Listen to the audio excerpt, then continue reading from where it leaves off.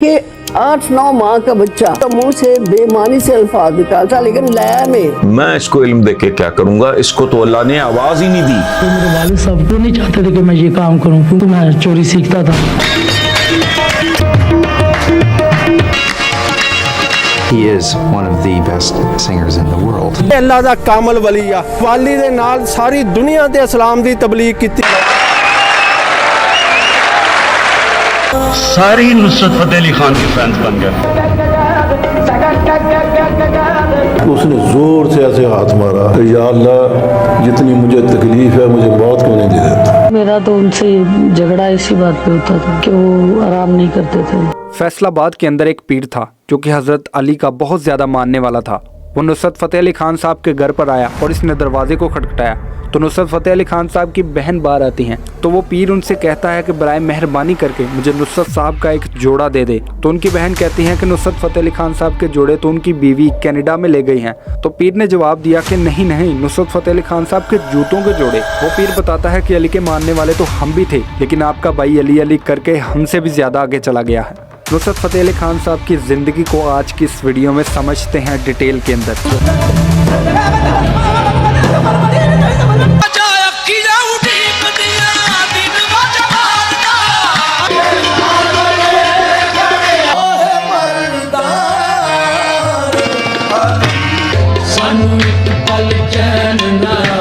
कवाली के बेताज बादशाह उस्ताद नुसरत फतेह अली खान साहब, जिनकी कवालियाँ न सिर्फ पाकिस्तान में बल्कि पाकिस्तान के बाहर भी सुनी जाती हैं। आपके वालिद का नाम फतेह अली खान था, जो कि कवाली की 600 साल रिवायत को बरकरार रखे हुए थे। आपके वालिद ने आपका नाम परवेज रखा, जिसकी वजह से बहुत सारे लोग आपको पेजी पेजी के नाम से भी जानते थे। इसके बाद इन्होंने किसी बुजुर्ग के कहने पर आपका नाम तब्दील करके नुसरत रख दिया। नुसरत साहब पढ़ाई को लेकर खासे कमजोर थे। इनके स्कूल से अक्सर कंप्लेंट्स आया करती थी पढ़ाई को लेकर। क्लास में बैठे हैं तो उंगलियां यूं कर रहे हैं। उनके टीचर ने हमसे कंप्लेंट किया। नुसरत फतेह अली खान साहब को फिल्में देखने का बहुत शौक था। जब भी फैसलाबाद के सिनेमा में कोई फिल्म लगती तो उस्ताद नुसरत फतेह अली खान साहब इसको देखने के लिए लाजमी जाया करते थे। इस दफा नुसरत फतेह अली खान साहब अपने चंद दोस्तों के साथ फिल्म देखने के लिए गए, लेकिन अपने वालिद को बताए बगैर। फिल्म देखने के बाद जब वापस आए तो इनके वालिद और घर वाले बहुत परेशान थे। बाजार ने पूछा कहाँ गए? तो नुसरत साहब आके से चुप खड़े हो गए। आपके वालिद को इतना ज़्यादा गुस्सा था कि उन्होंने नुसरत साहब को रस्सियों से बांध दिया और कोई भी उनको छुड़ाने के लिए आगे नहीं आ रहा था।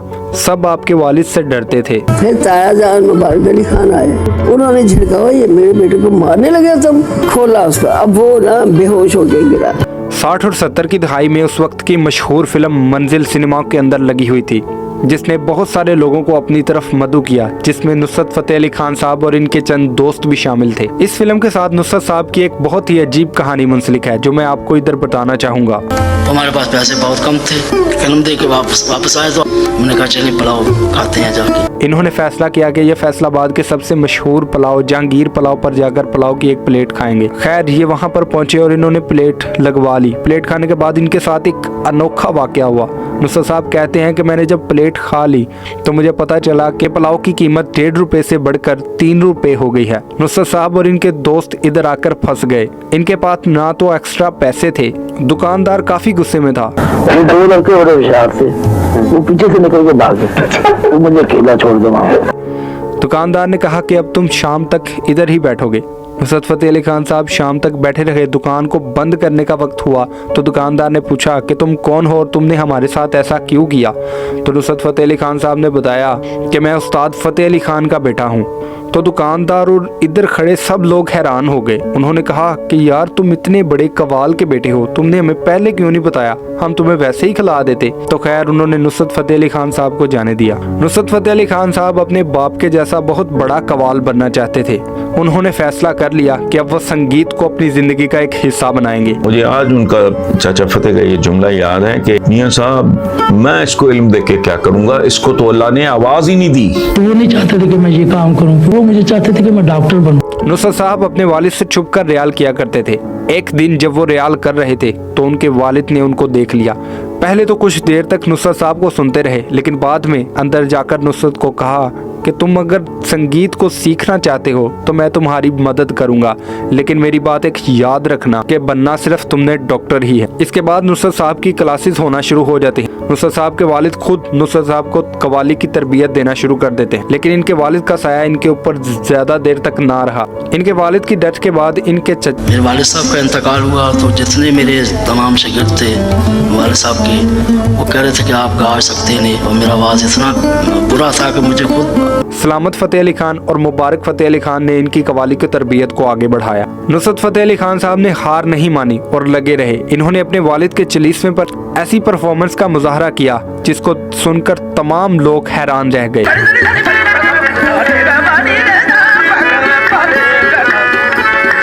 आपके वालिद की वफात के बाद नुसरत साहब ने अपने तलीमी सफ़र को खैरबाद कह दिया और कव्वाली की दुनिया में कदम रखा। सबसे पहले तो मैं म्यूजिक जो है मेरी जिंदगी, मेरा उड़ना बिछौना उठना बैठना म्यूजिक से होता है।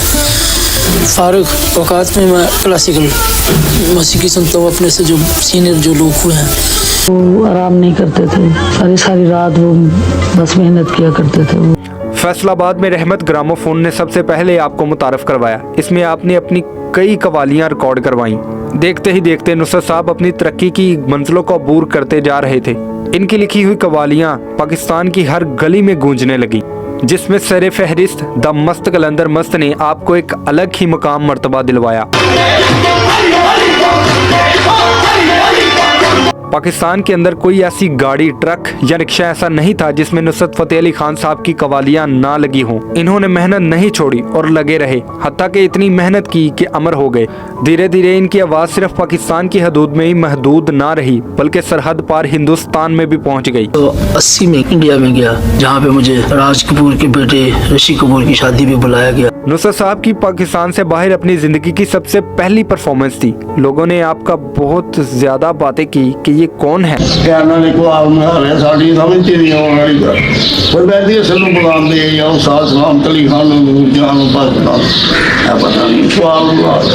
लेकिन नुसरत साहब ने जैसे ही अपनी क्लासिकल कव्वाली शुरू की तो 1.5 घंटे के टाइम को किस तरह 4 घंटे में तब्दील कर दिया पता ही नहीं चला। और इधर बैठे लोग कह रहे थे कि हमने आज से पहले ऐसी कव्वाली कभी नहीं सुनी। नुसरत साहब की एक टीम के मेंबर अता फरीद कहते हैं कि हिंदुस्तान में हमारे साथ एक अजीब वाक़या हुआ। इंडिया की एक बहुत ही मशहूर रिकॉर्डिंग कंपनी, इन्होंने नुसरत साहब के साथ राब्ता किया कि आप हमें अपनी चंद एल्बम्स रिकॉर्ड करवाएं, हम आपको इसका मुआवजा देंगे। तो नुसरत साहब मान गए। इन्होंने नुसरत साहब को एक हॉल में बुलाया। नुसरत साहब अपनी टीम के साथ इस हॉल में गए। हिंदुस्तान के मशहूर सिंगर्स और इनके साथ इंस्ट्रूमेंट्स बजाने वाले लोग बैठे हुए थे। जब इन्होंने नुसरत फ़तेह अली खान साहब और इनकी टीम को देखा तो ये नुसरत फ़तेह अली खान साहब का मजाक उड़ाने लगे कि ये लोग पाकिस्तान से आए हैं, अब हम इनके साथ काम करेंगे। तो नुसरत फ़तेह अली खान साहब और इनकी टीम ने भांप लिया कि ये लोग हमारा मजाक उड़ा रहे हैं, लेकिन नुसरत साहब ने कोई भी रिएक्शन शो ना किया। नुसरत साहब ने जब सामने बैठे एक म्यूजिशियन को बुलाया तो वो फौरन आपके करीब आया और की मीठी मीठी तारीफें करनी शुरू कर दी, जैसे ओ जनाब आप पाकिस्तान से आए हैं, हमने सुना है कि पाकिस्तान में नान बहुत अच्छे होते हैं, नहीं नहीं उधर तो गोश्त बहुत ज्यादा खाया जाता है, वगैरह वगैरह।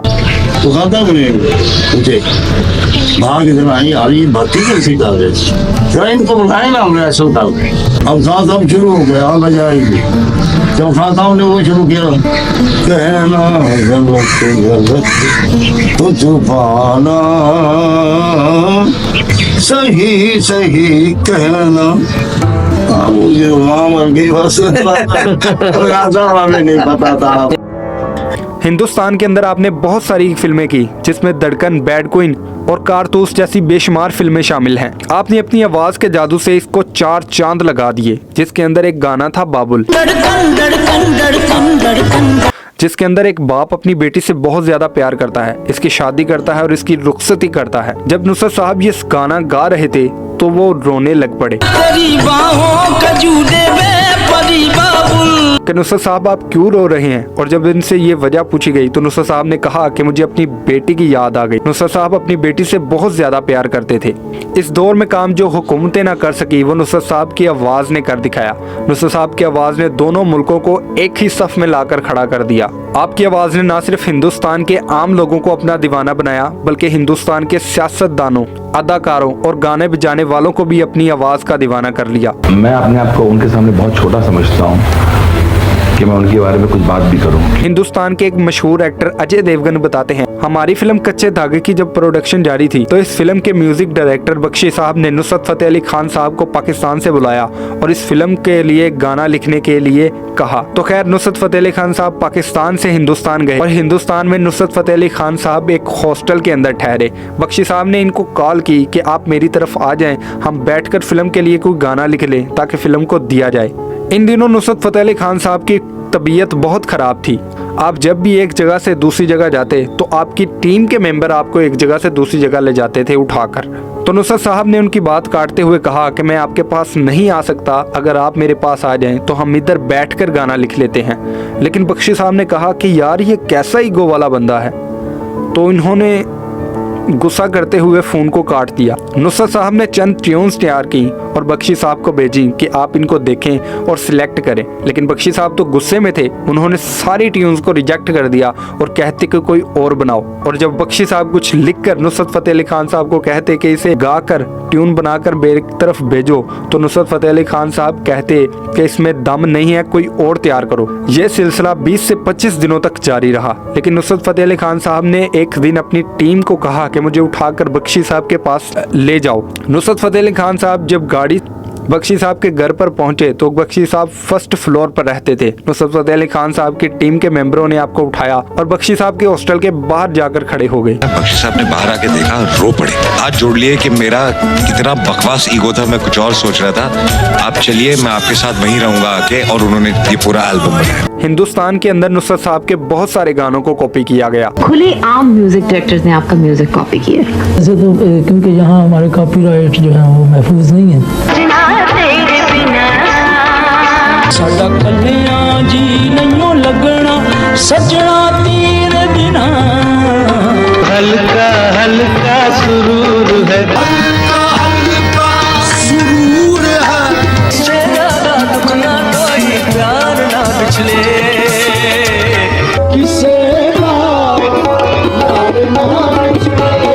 नुसरत साहब की जो संगीत की कंपोजिशन थी वो आज तक दुनिया की तारीख में कोई नहीं कर सका। कवाल आज भी इसको अपने गानों और कवालियों में यूज करते हैं, जिसकी वजह से इनकी रोजी रोटी चलती है। आप एक बड़े गुलकार होने के साथ साथ एक बहुत बड़ा दिल भी रखते थे। हिंदुस्तान के अंदर राजस्थान में जब एक लड़की की शादी थी तो इसने ख्वाहिश जाहिर की कि मुझे शादी के अंदर जहेज मत दो, बल्कि मुझे नुसरत फतेह अली खान साहब को सुना दो। वहाँ एक बच्ची की ख्वाहिश थी कि मुझे जहेज मत दे, मुझे नुसरत फतेह अली सुनवा दें। लड़की के वालिद नुसरत फतेह अली खान साहब के पास आते हैं और लड़की की ख्वाहिश को जाहिर करते हैं। वो कहते हैं कि लड़की कहती है कि मेरी शादी में आप आकर संगीत करें। तो नुसरत फतेह अली खान साहब के सेक्रेटरी इनसे लाखों रुपए मांग लेते हैं। तो नुसरत फतेह अली खान साहब इनको रोकते हुए कहते हैं कि नहीं, हम इनसे पैसे नहीं लेंगे, बेटियां सबकी साझी होती हैं। और लड़की के वालिद को कहा कि आप इत्मीनान से जाएं, मैं आपकी बेटी की शादी में जरूर आऊँगा। तो अगले ही दिन नुसरत फतेह अली खान साहब इसकी शादी में जाते हैं और पैसे भी नहीं लेते, बल्कि 50,000 वापसी आते हुए खुद लड़की को देते हैं उसकी खुशी की बेटी समझकर। इधर मैं आपको एक बात बताना चाहूँगा जिसे सुनकर आप भी हैरान रह जाओगे। पाकिस्तान के वर्ल्ड कप जीतने के पीछे भी नुसरत फतेह अली खान साहब का बहुत बड़ा हाथ था। नुसरत फतेह अली खान साहब बताते हैं कि जब पाकिस्तानी टीम ऑस्ट्रेलिया के अंदर मुसलसल मैच हार रही थी तो इनको एक दिन इमरान खान साहब का मैच हारने के बाद फोन आया। टेलीफोन पर इमरान भाई से ये बात कही कि मैंने मैच हार रहे हैं तो ये कौम तो आपके साथ हमें भी बुरा कह रही। तो इमरान खान ने फौरन ही जवाब दिया कि आपने मुझे बहुत अच्छी बात याद दिलाई। आपकी कवालियां सुनने के बाद मुझे इस तरह लगता है कि जैसे मैं कुछ भी कर लूंगा। मैच से पहले जब भी वो ड्रेसिंग रूम में होते तो इस रूम के अंदर नुसरत साहब की कवाली अल्लाहू अल्लाहू को लगा दिया जाता। वो कहते हैं कि इस कवाली को सुनने के बाद टीम के मेंबर में इतना जोश आ जाता कि वो कहते कि हम अब कुछ भी कर सकते हैं। और जब वो इस जुनून के साथ खेलते तो वो मैच जीत कर ही बाहर आते थे। उन्होंने कहा कि आपकी कवालियाँ सुनकर हमें जोश पैदा होता था और फिर हम जब खेलते थे अल्लाह की अल्लाह के साथ खेलते, अल्लाह के साथ।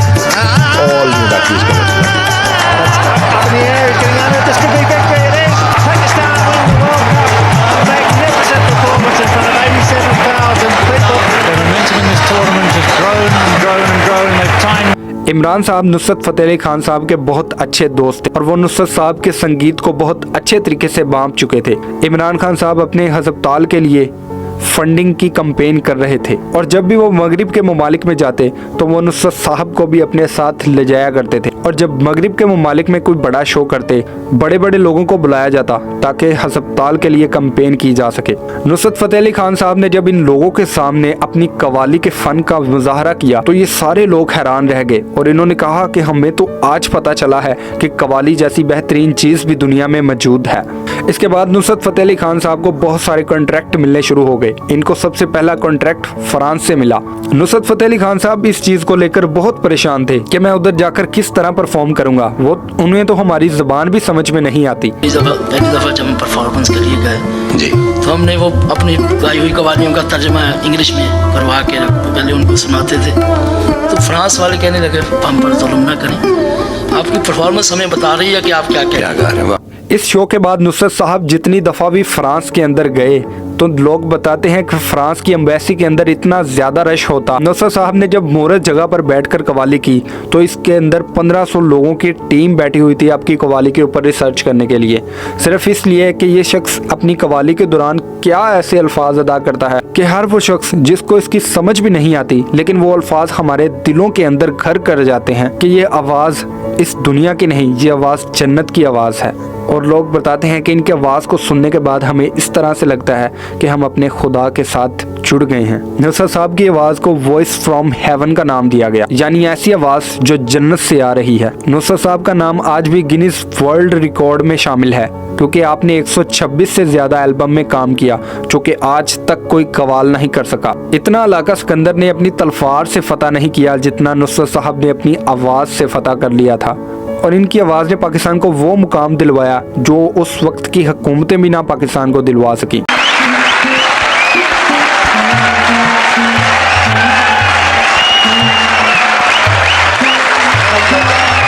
पूरी दुनिया में नुसरत साहब को लोग जानते थे। नुसरत साहब की मेहनत और किस्मत दोनों ही इनका साथ दे रही थी, लेकिन एक चीज़ जो इनका साथ नहीं दे रही थी वो थी नुसरत साहब की अपनी सेहत। नुसरत साहब को गुर्दे और जिगर की बीमारी थी जो कि दिन ब दिन बढ़ती जा रही थी। नुसरत साहब की आखिरी परफॉर्मेंस पाकिस्तान में दादा दरबार के ऊपर थी। नुसरत साहब की तबीयत इस वक्त इतनी ख़राब थी, लेकिन फिर भी नुसरत साहब ने कहा कि नहीं, मैं परफॉर्मेंस ज़रूर दूंगा। नुसरत साहब जब स्टेज पर जाने लगे तो गिर पड़े। आपकी टीम के मेंबर ने आपको उठाया। खान साहब आप ना ही गए, अभी तो आप डायलिसिस करवा के कहते कोई नहीं, ये आखिरी पता नहीं मेरी आखिरी हो या ना हो, मैंने परफॉर्म करना है। बहरहाल उन्होंने आखिरी परफॉर्मेंस की और उसी तरह ही गाया जिस तरह रूटीन में वो गाते थे। दुख राज राज दादा नु सुनाइए,